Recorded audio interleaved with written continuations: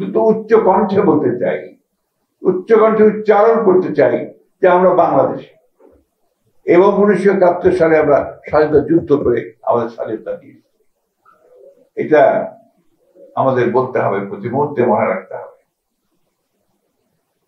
আজকে দুর্ভাগ্যজনক ভাবে সেই বাংলাদেশে আমরা যে বাংলাদেশে একটা সাম্প্রদায়িক জাতি হিসেবে গড়ে তুলতে চেয়েছিলাম, সেখানে বিভিন্ন রকমের আপনার প্রচেষ্টা চালানো হচ্ছে এটাকে একটা ধর্মীয় দৃষ্টিকোণ থেকে দেখার কাজ।